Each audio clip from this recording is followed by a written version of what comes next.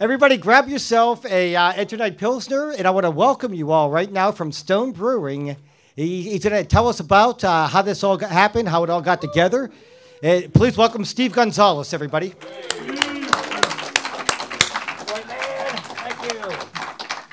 you. I'm sorry, I'm not Metallica.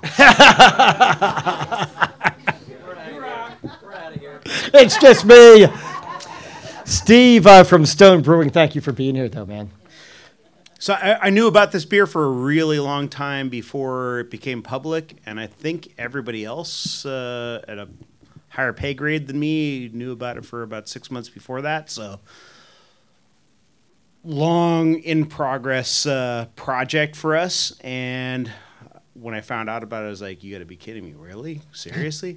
Well, let's start there. How did you find out about it? They just called you and said, believe it or not, Metallica wants to do a beer, and they picked us. Yeah. So that's exactly how it went down. And I got a crystal ball over here. I figured things out. So they had apparently discovered Stone. They had never heard of Stone, but they were like, well, we'd like to have a Metallica beer, and found us and thought that our brewery had a lot of the same ideals that their band has. They do a lot of charity work. We do a lot of charity work. I was just mentioning earlier that I think last year our profits were lower than the amount we gave away to charity, which is hey. Yeah, let's hear for that. It's not uncommon. We are a for-profit company, but we give a lot of money away. That's always been the way we've been. Our company president is really involved with like Boys and Girls Club and a million other charities.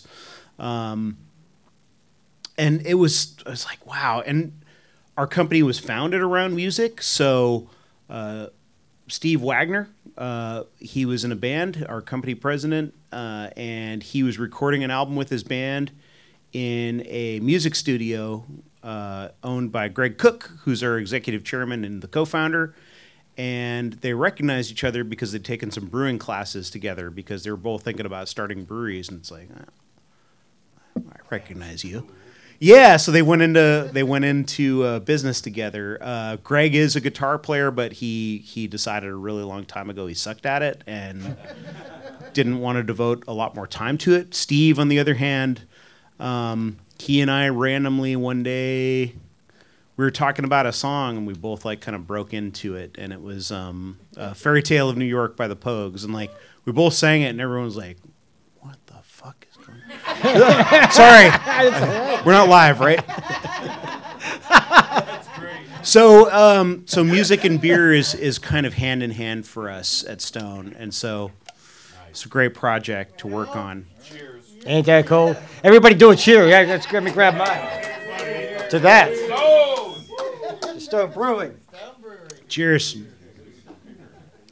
Now, Steve, obviously, the band's going to put their name on something, and, the biggest rock band in the world are going to want to have a little bit of influence or make sure that it lives up to their standards. They went to the right place. So I understand you had to put together a bunch of prototypes for them to decide from. Is this correct? Yeah, so it actually got to a point where we have a very small cold box, refrigerated room where a lot of prototype beers are stored, and it actually got really full for a while with different lagers, and we give them like fanciful names because we don't want anyone knowing like what they actually are. So it was like Sparky Pilsner with honey, this and that, yeah. And this is actually the first beer that we came up with for them, but They did say multiple times, like, we want to see some other things. Can you give us some other choices? They knew they wanted a lager, but Lars is actually a beekeeper. He loves bees. I do too, but he's way more serious about it than I am. So we found some I found some really high quality honey from like Canadian Wildflower, and turned out that the company I was working with had a warehouse full of it, so it was big enough. So we actually did a lot of honey lagers, which is not this. That's not what they ended up choosing. But yeah, it was kind of cool that like I had to rebrew this, I think, like 3 times so they could taste a fresh version against all the other ones before they decided on this one. Were you sitting right there with them, having to watch these? Okay. That'd be a little nerve-wracking, wouldn't it have been? Work on this beer, and Lars is sitting there, and you're like, please don't make the bitter face. Yeah. Smile. Right? So you sent these to them, and then they got back to you, and they picked this one. Yeah, a lot of overnighting beer samples. We'd pull a sample off a crowler, which is a canned growler, a large 32-ounce can, and overnight them wherever the hell he was. Because this is during the tour?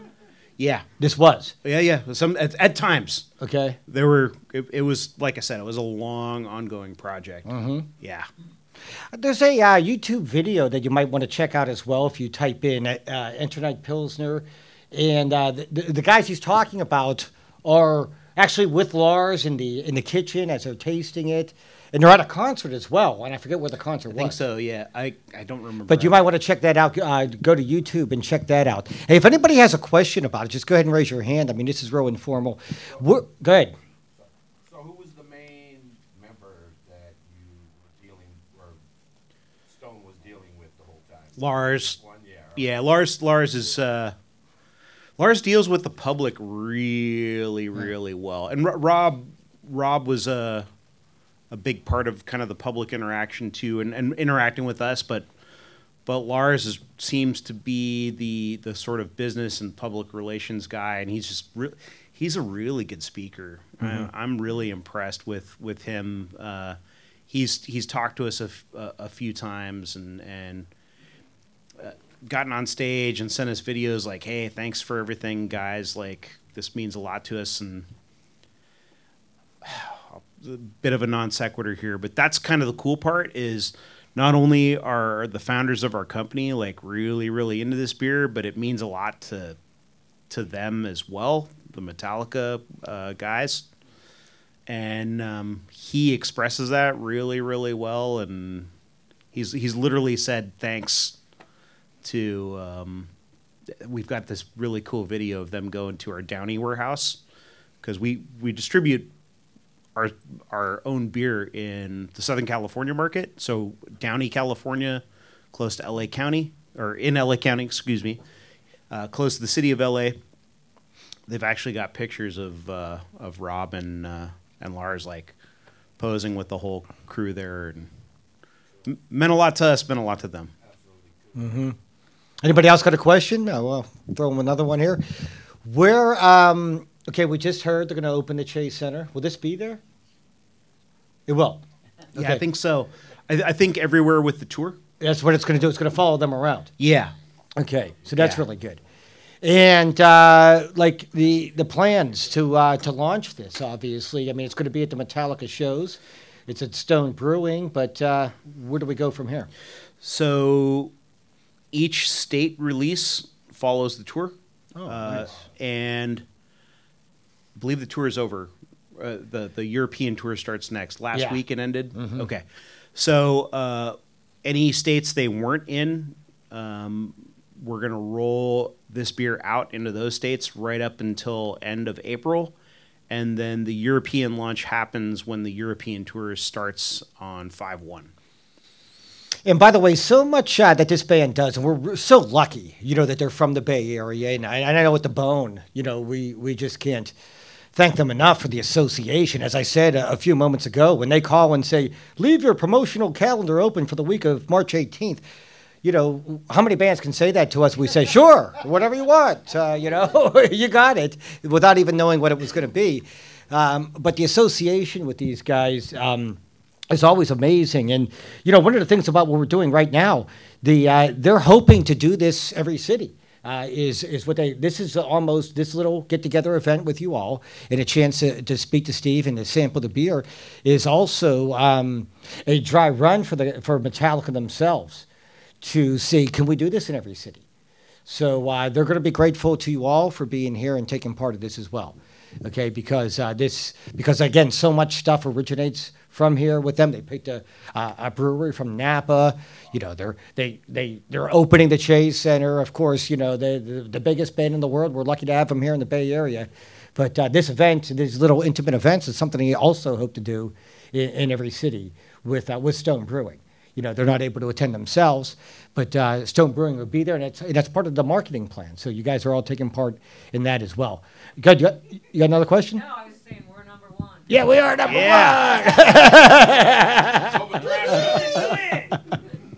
So, how many beers do you figure or plan on or estimate selling each show?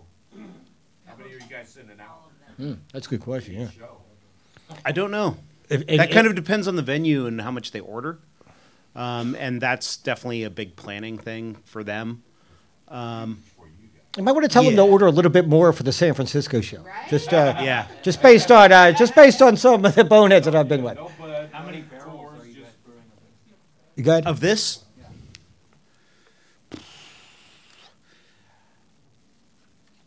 I know that we did. The question was, how many barrels are we brewing of this beer? A barrel is 31 U.S. gallons. I want to say I looked earlier, and it was 10 tanks, each of which were 360 barrels, some odd, so far. And that's not even the big national release yet. I will tell you that we've got actual rail cars of this German malt that we're using, because it is all German malt that we're using to really get that authentic Pilsner flavor. I think there's no other way to really do it other than using that material. And that was the first, we were like, well, how many 1-ton totes can we bring in? And someone was like, no, we need to do rail cars of this. We are anticipating it being possibly an even bigger deal in Europe. European music is something I've never really been able to figure out what's hot and what's not over there.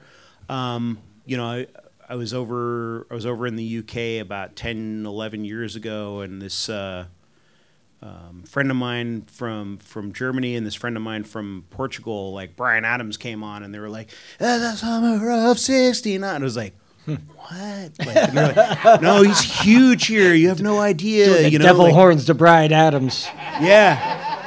So Metallica is a big deal in Europe, and we're really anticipating it being possibly more than our Berlin brewery can handle.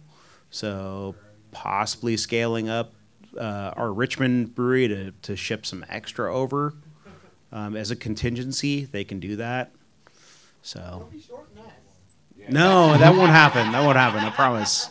Will you be able to find it on tap?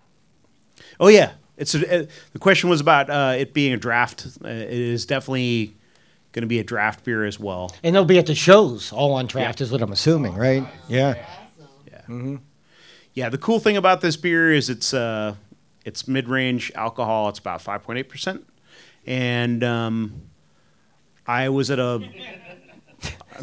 I'm a big Bob Dylan fan and saw him last year at the Santa Barbara Bowl, and unfortunately they had, fortunately and unfortunately they had one of my favorite beers, Firestone Walker Double Barrel, is it called?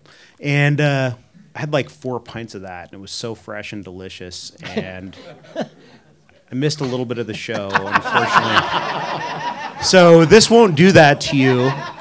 You can have 3 of these and still catch everything. Spoken like a true beer connoisseur there, huh?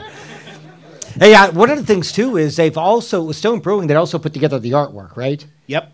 And I guess you do all that for all your beers. Yeah, we do. Right? We do all our design in-house. We have 4 graphic designers. So I'm going to Craft Brewers Conference next month, and I hit the trade show really hard. I find weird stuff all over the place on the trade show, and it's a really good trade show. And people see that gargoyle on my shirt or on the back of my jacket or whatever I'm wearing, and they're like, "Oh, can we?" If they're graphic designers, they'll say, "Oh, can we design a label for you?" And that's their dream, to design a label for Stone. And I'm like, we kind of do all that ourselves. Sorry. That'd be just as much pressure, though. Yeah. Is what I'm thinking. Yeah. I mean, you're talking about a band as big as Metallica. Obviously, they got to manage their image. I mean, this is the biggest band in the world, and that's a lot of pressure. I mean, not only just making the beer, but the artwork itself. So I'm sure you guys are happy and relieved at the same time that you made the band happy, right? Yeah. Yeah, it kind of it's definitely the font looks like some of their record labels, Sure. right? Mm-hmm. That's Yeah. it. Don't they have those name generators online? You can do that with your name, right? But yeah, I don't see why not. Yeah. Tibbs. So, well, we can take a couple more questions, but one of the things, as I mentioned, since, the band is hoping that they'll be able to promote their Enter Night Pilsner throughout the country or globally by doing some of these intimate events. Maybe, if you all don't mind, before we leave, we'll all gather together on a stage and toast for a picture that we'll send to the band. You all good with that? Okay, we'll do that at the end. And if, well, good. I'm sorry, go ahead. So when it hits the market, are you going to be like Costco's, or is it going to be grocery stores, liquor stores, or do you know? Yeah, the question was about where will it be, and I think that's kind of to be determined. I just saw it at the liquor store. Yeah, it's I had this back in November down south That's the first place you saw it? in Huntington Beach. yeah, it was in California. It's been in California since last year. Did you just stumble across it, or like, I was at a Total Wine and Wine. did you just saw it? You're like, whoa. Yeah, I was going through all this thing. Yeah. And I'm like, there you have it. I'm going. So, they've had it for a little while. But Yeah, kind of a soft launch. Still rolling. Mhm. Yeah, it's still rolling. They had it at the Gold One show. And they had it Yeah. when they performed up there. So yeah, he was saying like at the show, the beer was there. Yeah, it's kind of interesting. Like we're releasing the fact that we're releasing it in states, as the band tours around those states, and the venue is kind of the one that gets first dibs on that beer, and going through those distributors like our local sales reps in every area. Sorry, we call them national reps, but local to their area, like really did a lot of work to make sure we got it to that venue, and then that distributor could release it a little bit more extensively. But yeah, I imagine we're probably going to put it everywhere. I'm just a brewer, I don't know how to sell anything. It's going in my You're belly. doing a pretty good job, I gotta say. Yeah, they ought to take Steve around to talk about this, don't you think? Yeah, no doubt. I'm not a Pilsner guy, but I drink these. You mean that? I mean, you can be honest. Yeah, I mean, you like it? Because I remember, was it Motley Crue put out one maybe like 20 years ago, I remember, and I didn't really like it, to be honest with you. The beer can was nice, but I guess they didn't put the time and effort that these guys did in selecting you all to create this and 7 prototypes before they chose the one that they wanted to release. We dry hop this very heavily. This has a lot of hops in it. It's about 2.4 rounds per barrel, which is a lot. It's a little bit more than our IPA or Stone IPA. Yeah, it's really, really hoppy. So not typical for a Pilsner style beer. It definitely has that signature flavor profile you get from a North German Pilsner, but maybe a little bit more assertive on the hop profile. Can I talk hops for a minute? Yeah. Okay. Can you talk hops? Talk hops. So mostly German ingredients in this. There's a little bit of a domestic hop in here that has German heritage, but it's mostly all German ingredients. So the malts are 100% German. Most of the hops are German. One of the really cool things about German hops is not only are they all of a sudden out of the blue, a few years ago they started commercially producing hops with American genetics. So we use one of those hops in here. In other words, they took American hops and bred them with German hops. And that was a shocker to me, because over 20 years ago there was this Bavarian brewer that I was talking to, and It's like, oh, what do you think of American beers? He's like, they're a nightmare, you know, because they didn't like all this like kind of like, you know, kind of very assertive fruit character. So the Cascade variety is the signature hop in Sierra Nevada Pale Ale, and that was the cross that they bred all these German hops with. So to get some of that American character, and also with the way hops are being grown and harvested now, all of a sudden all these old school German varieties that were very, very herbal and very, very spicy, and that's kind of what you associated them with, all of a sudden started showing a lot of stone fruit, like peaches, apricots, that kind of thing. And I don't know if anyone gets that in this, but I definitely get that flavor of definitely kind of a almost peachiness to the beer. It's pretty cool. Anybody else got a question for Steve? Did Metallica come up with the name?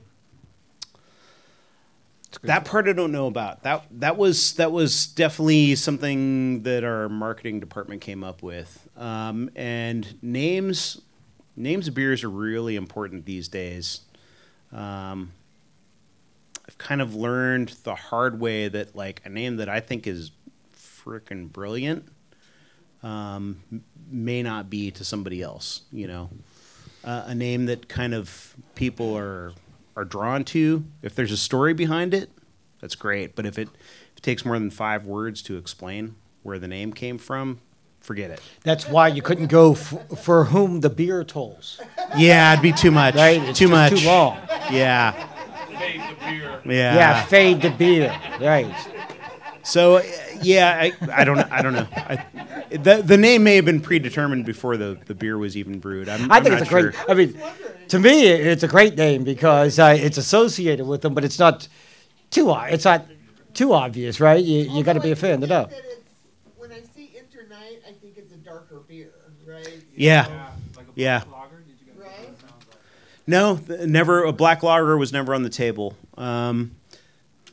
Yeah, we talked about that for a hot second. You know, is it misleading or not? And our marketing department was like, no, it's fine. I do like the name, I really do, but I was thinking it was probably a darker beer than a pilsner. Yeah. And by the way, that was a better question than the ones I came up with. Next time, I'm going to have you ask the questions. How did I not ask that question? Good. 2 questions. What is the color of the beer, and where are all the Stone Breweries in California? The Stone Breweries in California, that part I can answer. Liberty Station, which is called Liberty Station because it used to be a Navy station in San Diego, and that is very close to the San Diego airport. Escondido is where we have our main brewery, and the other one is in Napa, California. So that's relatively new. And then, the other, the color is very light. It's, I think about 5. You mean you haven't spilled SRM, any yet which to is the find color out? scale. I'm disappointed. We're like an hour into this. Nobody's spilled a beer yet. Yeah, exactly. Very pale. Good. Question, do you know if they're going to plan to make any other kind of beer? Or is it just this one? The question was, are they planning to make any other kind of beer or just this one? I mean, we've thrown it around as an idea, possibly. We'll see. I'll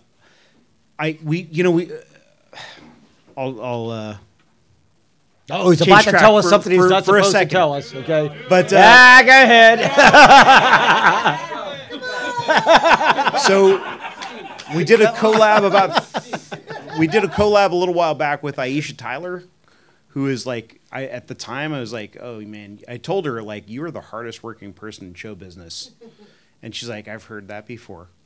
I think Lars might have her beat, so he has a lot of irons in the fire. So yeah, we've talked about it. We'll see where it goes. Maybe not. We'll see. You know, he's so right about Lars. We remember back the night before concert, before the Super Bowl. I had the rare pleasure of going out to their offices and interviewing Lars to announce that show. That was, 3 years ago, I think, in January, right? It was 2016. And it was like 9 in the morning when we interviewed him. He had already he takes his kids to school. I mean, this is a rock star up at 9 o'clock in the morning. He'd been awake since 5 a.m., he said.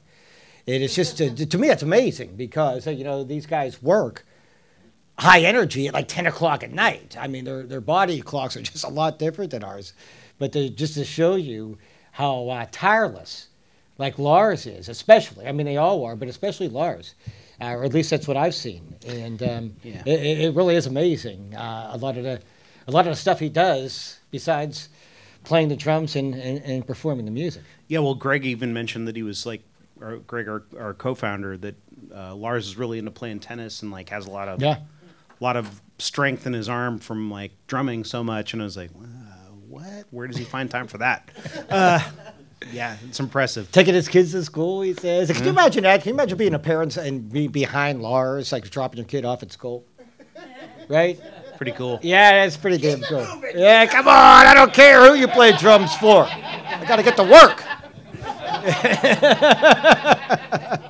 Those PTA meetings ought to be good, though. Right? Yeah. Anybody else? Everybody, let's hear it for Steve Gonzalez and for joining us here from Stone Brewing. Thanks so much, man. I appreciate that.